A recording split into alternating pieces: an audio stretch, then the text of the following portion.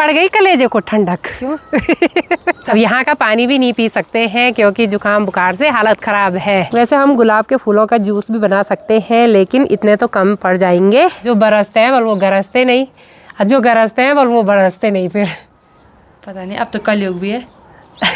अभी तक यहाँ पे गाड़ियों का पूरा जाम लगा हुआ था, अभी थोड़ा बहुत जाम खुल गया है। प्रणाम आप सभी को, मैं प्रीति आप सभी का स्वागत करती हूँ देवभूमि उत्तराखंड के इन खूबसूरत पहाड़ों से। अभी टाइम करीब 2 बज चुके हैं और आज के ब्लॉग की शुरुआत भी हो गई है। तो आज इन पहाड़ों का मौसम देखिए, बड़ा गुमसुम सा हो रखा है। आसमान में काले काले बादल छाए हुए हैं और साथ में ना बिल्कुल ठंडी ठंडी सी हवाएं महसूस हो रही हैं। और अभी हल्की हल्की बारिश भी शुरू हो चुकी है, उस साइड से तो काफ़ी तेज़ बारिश हो रही है। बाकी आसपास देखिए भाई, अब धीरे धीरे काफ़ी ज़्यादा हरियाली भी बढ़ने लग गई है। तो 2-3 दिन पहले हम सोनप्रयाग से यहाँ किमाड़ा वाले घर में आए थे, यहाँ का सारा काम निपटाने के लिए। घरिया की मंडाई भी की, आलू में गुड़ाई भी की और भी बहुत सारे काम निपटाए। तो सारे काम पूरे हो चुके हैं। बाकी आज हमारी तैयारी फिर से हो गई है सोनप्रयाग की ओर जाने की। तो फिर से हमारे सारे बैग पैक हो चुके हैं और यहाँ पे दीदी भी रेडी हो चुकी है। और दीदी जब भी यहाँ आती है ना तो पुदीना लेके जाती है भर भर के गमलों में। इतना पुदीना कहाँ ले जा रही, किसके लिए ले जा रही? ये पुदीना किसी और के लिए यार, उन्होंने स्पेशली बोला। अच्छा, देखते हैं क्या होता है। बेबी गमले में तो रख दिया मैंने। हाँ, क्या करें यार, जब लोग इतना मानते हैं तो ले जाना भी पड़ता ही है। सही बात। तो अब हम भी चलते हैं भाई फटाफट से। और आसमान में काले काले बादल छाए हुए हैं, ये कभी भी बरस सकते हैं क्योंकि वो बिल्कुल शांत है ना। शांत है। हाँ, तो जो बरसते हैं वो गरजते नहीं, और जो गरजते हैं वो बरसते नहीं। फिर पता नहीं, अब तो कलयुग भी है। भरोसा कुछ नहीं है। चलो भाई, जब तक मैं फिर से घर आती हूँ तब तक तो मेरा किचन गार्डन और भी हरा भरा हो जाएगा। अपना घर छोड़ने का मन भी नहीं करता है, लेकिन क्या करें, इस घर में मैं अकेले किसके साथ रहूँ। अकेले बा खान पे। चलो भाई, अब चलते हैं बिजनेस संभालने के लिए सोनप्रयाग।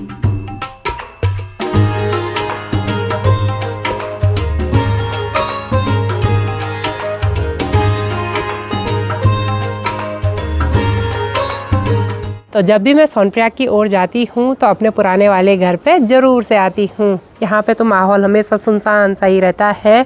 बाकी अभी ना काफ़ी तेज़ हवाएं भी चलने लग गई हैं और इस गुलाब के पौधे को जितनी बार भी देखो उतनी बार भी मन ही नहीं भर रहा है। बड़े सुंदर सुंदर कलर के ये गुलाब खिले हुए हैं इस पौधे पे। वैसे हम गुलाब के फूलों का जूस भी बना सकते हैं लेकिन इतने तो कम पड़ जाएंगे।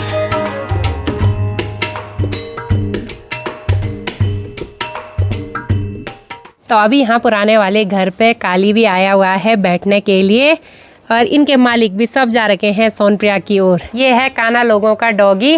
काना लोग तो गुप्तकाशी की ओर जा रखे हैं और जो दीपक बेटा है वो आजकल सोनप्रयाग में ही रहता है। शाम के टाइम पे आता है घर इसको रोटी वगैरह देने के लिए। ये प्यारा काली है ना, ये देखो काली, प्यारा काली है ये देखो पंजाबी दे रहा, प्यारा काली। गुड।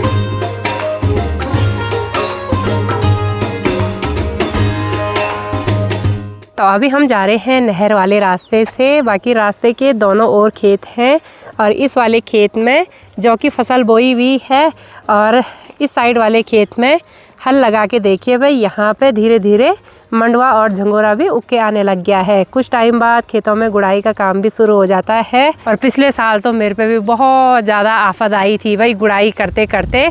मतलब मेरे मायके की साइड ना खेतों में उतनी खरपतवार नहीं होती है, मतलब जैसे धान में गुड़ाई करते हैं ना तो उतनी खरपतवार नहीं होती है।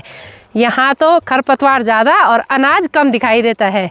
ऐसे लगता है कि हमने खेत में खरपतवारी बो दी होगी जैसे। और अभिजीत आया हमको सोनप्रयाग से लेने के लिए। दीदी भी मस्त मजे से आराम आराम से आ रही है।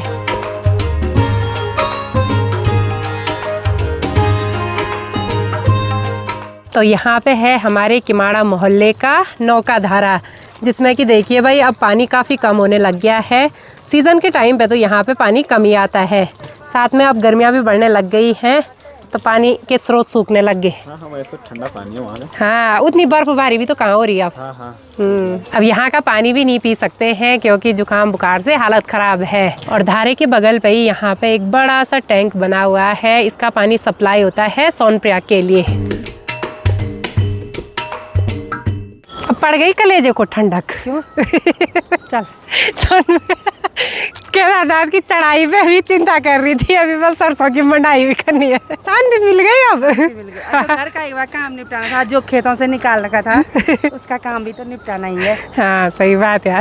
अब वहाँ जा रहे आराम से मौज मस्ती करने, इधर उधर घूम रहे, ये कर रहे, तब ऐसे में चिंता लगी रहती है ना कि तो एक गृहिणी को तो चिंता होती है भाई कि घर में खूब सारा काम छोड़ रखा है। खासकर तेरी जैसी गृहिणी हो तो खासकर मेरी जैसी गृहिणी हो तो चिंता बनी रहती है। गृहिणी की घरानी तू गरण। अब धीरे धीरे देखिए भाई, हिसूल की झाड़ी पे हिसूल भी पकने लग गई है।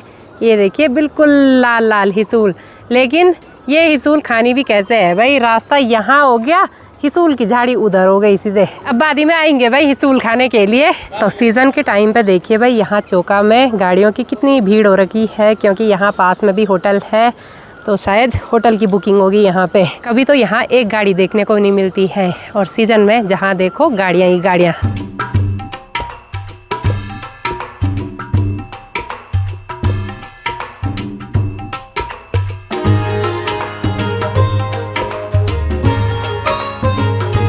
तो जैसे ही हम सोनप्रयाग में पहुंचते हैं ना, यहाँ पे बिल्कुल जाम की स्थिति बनी रहती है। बाकी यहाँ पे ये जो रोड जा रही है ना, ये हमारे गांव त्रियुगीनारायण के लिए जा रही है। यहाँ पे बड़ा सा बोर्ड भी लगा हुआ है। और आजकल नीचे पार्किंग देखिए भाई, गाड़ियों से खचाखच भरी हुई है। ग्राउंड पार्किंग भी, सामने ये वाली पार्किंग भी। और कुछ टाइम पहले मैं गाड़ी सीखने के लिए यहीं पर आती थी।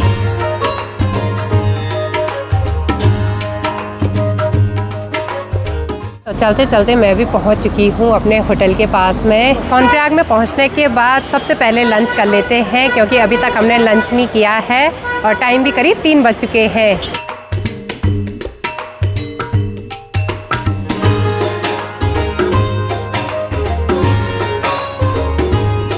अभी टाइम करीब 6:30 हो गए हैं। लंच करने के बाद थोड़ी देर तक रेस्ट किया, और अभी जैसे ही मैं बाहर आई ना, तो बाहर का माहौल देखिए जी, पूरा चेंज हो रखा है। अभी यहाँ शायद झमाझम बारिश हुई, और अभी तक यहाँ पे गाड़ियों का पूरा जामी जाम लगा हुआ था।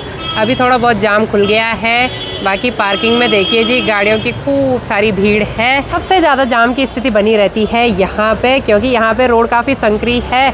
नीचे से भी गाड़ियाँ आती हैं और यहाँ से भी गाड़ियाँ आती हैं, तो वहाँ पे 2 गाड़ियों के लिए जाने की उतनी जगह नहीं है, क्योंकि इस साइड वाली गाड़ी को मुड़ने के लिए वहाँ पे पूरी जगह चाहिए। अब केदारनाथ धाम की ओर आने वाले यात्रियों की संख्या भी काफ़ी ज़्यादा है, और केदारनाथ धाम से दर्शन करके वापसी जाने वाले यात्रियों की संख्या भी काफ़ी ज़्यादा है। अब जब तक हम किमाड़ा मोहल्ले में थे, तब तक वहाँ कुछ भी शोरगुल नहीं सुनाई दे रहा था, सिर्फ थोड़ा हेलीकॉप्टर का शोर सुनाई दे रहा था।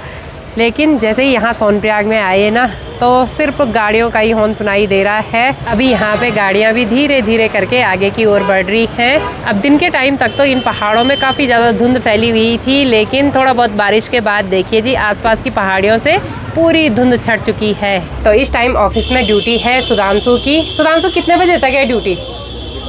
तो इस बार हमारे होटल योगी के स्टाफ अलग पहचाने जा रहे हैं, क्योंकि होटल योगी के स्टाफ के लिए कुछ इस तरह से ये कैप और ये हुडी वगैरह लाके दे दी है। ये बैक साइड से होटल योगी लिखा हुआ है, और कैप पे भी गर्म हो रही है ये हुडी वगैरह। चलो ठीक है, बढ़िया। तो अभी टाइम करीब 7:30 हो गए हैं। डिनर बनके भी रेडी हो चुका है, तो फटाफट से डिनर कर लेते हैं, फिर थोड़ा रेस्ट कर लेते हैं भाई, क्योंकि खेती बाड़ी का काम निपटा के बहुत ही ज़्यादा थकान हो रखी है। साथ में बुखार जुकाम वो तो ऐसा ही बना हुआ है। तो आज की इस वीडियो को यहीं पे एंड करते हैं। मिलते हैं आपको अगली नई वीडियो में, तब तक के लिए जय देवभूमि उत्तराखंड।